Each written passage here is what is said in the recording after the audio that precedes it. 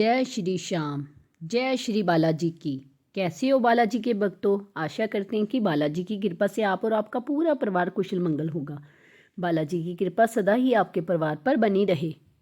आज का ये अनुभव कई लोगों की आंखें खोल देगा। खास करके आज के युवाओं के लिए ये अनुभव बहुत ही महत्वपूर्ण है, क्योंकि कई लोग इस समस्या से जूझ रहे हैं। आखिर ऐसा कौन सा संकट आया था इस भक्त पर और कैसे हनुमान जी ने उसकी सहायता की, तो जानते हैं इस बालाजी के चमत्कार की कहानी में।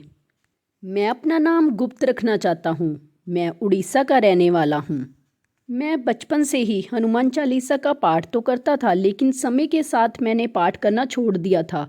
वक्त गुजरता गया और ऐसे ही कई साल गुजर गए और इस बीच मेरी पढ़ाई भी ख़त्म हो गई और जॉब करते करते 7 साल गुजर गए। इन 7 सालों में मैं मंदिर तो जाता था, लेकिन हनुमान जी को पूरा भूल चुका था। लेकिन वो कहते हैं ना कि मुसीबत के वक्त भगवान याद आते हैं, और मेरे साथ भी ऐसा ही हुआ।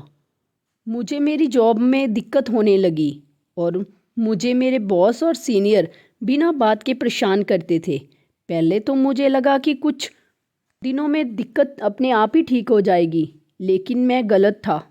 मैंने अपने घर वालों को बताने की कोशिश की, लेकिन सिवाय दिलासे के मुझे और कुछ नहीं मिला। शायद वो समझ नहीं पा रहे थे कि क्या दिक्कत है मुझे। ऐसे ही दिन गुजरते गए। मुझे रात को नींद नहीं आती थी। हर समय मैं ऑफिस के बारे में ही सोचता रहता था और मेरे घर में सब मुझे झूठे दिलासे देते रहते कि सब ठीक हो जाएगा, और मैं उनकी बातों में आ जाता। लेकिन मेरे मन में हमेशा ही एक डर रहता था कि न जाने कल क्या होगा। फिर मैंने एक दिन यूट्यूब पर एक चैनल देखा जिसमें कली हनुवानी के बारे में बताया जा रहा था, और मैंने फिर कली हनुवानी के सारे ही अध्याय यूट्यूब पर देखे और ये जाना कि मातंग समाज और हनुमान जी के बीच में आखिर क्या रिश्ता है।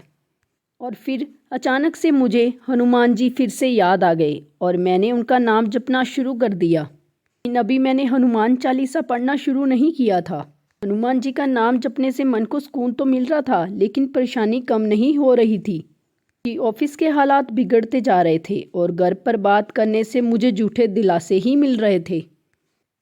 इस बीच मैं हनुमान जी का नाम रोज जपता था और मैंने दूसरी जॉब ढूंढने की भी कोशिश की। मेरी मेहनत रंग लाई और मुझे दूसरी जॉब मिली, लेकिन किस्मत को कुछ और ही मंजूर था। जैसे ही मेरी दूसरी जॉब की खबर मेरे घर वालों को मिली, सब मेरे खिलाफ खड़े हो गए और मुझे उस जॉब से ज्वाइन करने के लिए मना कर दिया। मैंने अपने माता पिता को समझाने की बहुत कोशिश की, लेकिन कोई फ़ायदा नहीं हुआ। शायद वह अब भी समझ रहे थे कि ये सब कुछ ऐसे ही ठीक हो जाएगा और मुझे जॉब चेंज करने की ज़रूरत नहीं है। घर पर इतना दबाव मुझ पर डाला गया कि मैं जॉब को ज्वाइन ही नहीं कर पाया। वो जॉब मेरे हाथ से निकल गई।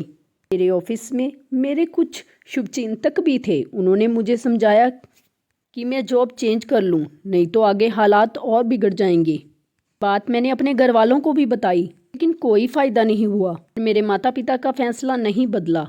आखिरकार मैं वह जॉब ज्वाइन नहीं कर पाया और हर बार की तरह झूठे दिलासे से उन्हें मुझे मना लिया कि सब ठीक हो जाएगा। ऐसे ही दिन बीतते गए और अब तो मेरे ऑफिस में मेरे साथ और भी बुरा होने लगा था, पर मैं घर पर भी किसी को कुछ नहीं बता सकता था। रोज़ रोज़ मेरे बॉस मुझे रिज़ाइन करने के लिए बोलते थे और मैं मायूस होकर घर आता था। मैं चुपचाप ही रहता था और किसी के साथ घर पर ऑफिस के बारे में कोई बात नहीं करता था। लेकिन हनुमान जी का जाप हर रोज़ ज़रूर करता था। धीरे धीरे मैं और मायूस होता चला गया और मेरे अंदर आए इस बदलाव को मेरे घर वालों ने नोटिस भी किया। और तब जाकर एक दिन मेरी माँ ने मुझे पूछा कि क्या बात है। मैंने अपनी माँ को फिर सब कुछ बताया और आखिर में मैं रो पड़ा। इतने दिन से जो दुख मेरे अंदर था, छुपा हुआ था, आखिर वो बाहर आ गया। मेरी माँ हनुमान चालीसा का पाठ रोज करती थी और मैंने बचपन में ही उनसे ही हनुमान चालीसा का पाठ करना सीखा था। उस दिन मेरे रोने के बाद उन्हें समझ आया कि उनसे कितनी बड़ी गलती हो गई थी। उन्हें मुझसे उस वक्त दूसरी जॉब में जाने से रोक दिया था, लेकिन उनको अब सब कुछ समझ आ चुका था और ये सब बात उन्हें ने मेरे पिताजी को भी बताई थी। मेरी माँ ने सब कुछ जानने के बाद मुझे फिर से हनुमान चालीसा पढ़ने को कहा।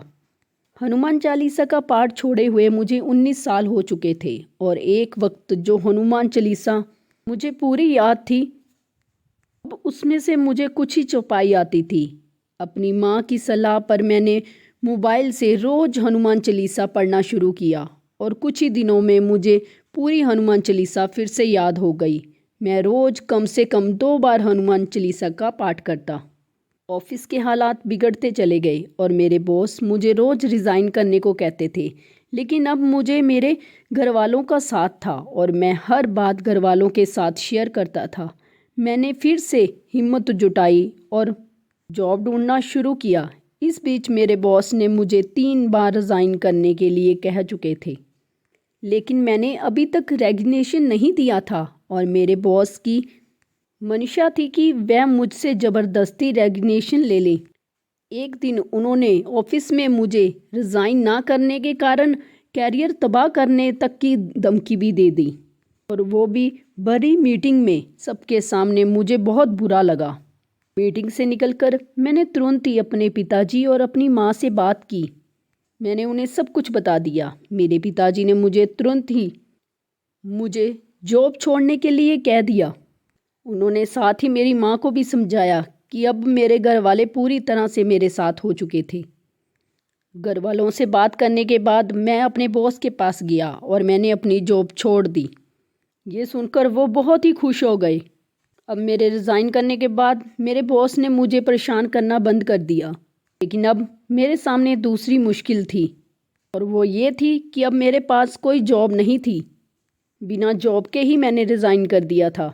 मेरा नोटिस पीरियड 60 दिनों का था। उस दौरान मैंने बहुत कोशिश की, लेकिन मेरे हाथ कुछ नहीं लगा। इस दौरान मैं हनुमान चालीसा का साथ साथ बजरंग बाण का भी पाठ करता था। आखिरकार मैं बिना जॉब के ही उस कंपनी से रिलीव भी हो गया। मेरे मन में खुशी भी थी, लेकिन साथ ही साथ डर भी था कि अब आगे क्या होगा। मैं 10 अगस्त 2023 को उस कंपनी से रिलीव हुआ और उसके बाद घर पर हर रोज़ हनुमान चालीसा का पाठ करता था। इस बीच कुछ दिन ऐसे भी आए जब मेरा अपने घर वालों के साथ झगड़ा भी हुआ, क्योंकि जब मेरे हाथ में दूसरी जॉब थी तो मुझे उनका साथ नहीं मिला। मेरी माँ भी बहुत रोया करती थी, क्योंकि अब उनको पछतावा हो रहा था। अगर वो सही वक्त पर मेरे भावनाओं को समझ लेती, आज ये दिन मुझे ना देखना पड़ता। झगड़ा होने के बाद मुझे भी बहुत बुरा लगता और मैं उनको मनाने लगता, लेकिन वह एक बात ज़रूर कहती कि जो हुआ है भगवान की इच्छा से ही हुआ है और आगे जो भी होगा वो भगवान की इच्छा से ही होगा। फिर एक दिन मैं और मेरी वाइफ शिवजी के मंदिर गए, क्योंकि हमारे बुरे दिन ख़त्म ही नहीं हो रहे थे। उस शिवजी के मंदिर में हनुमान जी की एक बहुत बड़ी मूर्ति थी, और उस वक्त तक मैं हनुमान जी और प्रभु श्री राम जी को अपना गुरु मान चुका था। मैं रोज़ प्रभु श्री राम और हनुमान जी का नाम जपता और हनुमान चालीसा का पाठ करता। मूर्ति को देखने के बाद मैं उसके पास गया और उनके चरण भी छुए। मेरे मुंह से बस इतना ही निकला कि हे गुरुदेव, मुझे कोई राह दिखाएं, कोई रास्ता दिखाएं। मेरे रास्ते बंद हो चुके हैं। आप विश्वास नहीं करोगे कि उस दिन मुझे एक जॉब के लिए कॉल आई, और वो जॉब मेरे घर से 15 किलोमीटर दूर थी। श्री राम जी और हनुमान जी को याद कर कर मैंने इंटरव्यू भी दे दिया और आखिरकार मेरा सिलेक्शन भी हो गया। मैं 10 अगस्त 2023 को अपने लास्ट जॉब से रिलीव हुआ था। तब मेरे सामने कोई रास्ता नहीं था, और प्रभु श्री राम और हनुमान जी की कृपा से मुझे नई जॉब मिल गई थी, और वो भी अपने घर के पास। 4 अक्टूबर को उस जॉब को ज्वाइन कर चुका हूँ। भले ही मेरे घर वालों ने मेरा साथ कुछ वक्त के लिए छोड़ दिया था, लेकिन हनुमान जी ने मेरा साथ कभी नहीं छोड़ा, और मेरी माँ का कहना भी सच हुआ। अतीत में जो भी हुआ वह भगवान की इच्छा से ही हुआ, और आगे जो भी होगा वो भी भगवान की इच्छा से ही होगा। अब तो मैं रोज़ हनुमान चालीसा का पाठ कर कर ही ऑफिस में जाता हूँ। तो देखा आपने, भक्त चाहे प्रभु को भूल जाएं, लेकिन प्रभु कभी भी अपने भक्त को नहीं भूलते। बस सच्चे दिल से उनका सिमरन करें, समस्या चाहे कितनी भी कठिन क्यों ना हो, अपने विश्वास को कभी डगमगाने ना दीजिए। आपकी सहायता करने ज़रूर आएंगे, आपकी कल्पना से भी ज़्यादा देंगे। तो ऐसे हैं हमारे बजरंगबली। आपको ये बजरंगबली जी और भक्त की सच्ची कहानी कैसी लगी, हमें कमेंट बॉक्स में जय श्री राम और जय बालाजी महाराज लिखकर ज़रूर बताएं। वीडियो अच्छी लगे तो वीडियो को आगे शेयर ज़रूर करें ताकि हनुमान जी की चमत्कारों के बारे में और भक्तों को भी पता चले। जय श्री राम, जय बालाजी महाराज।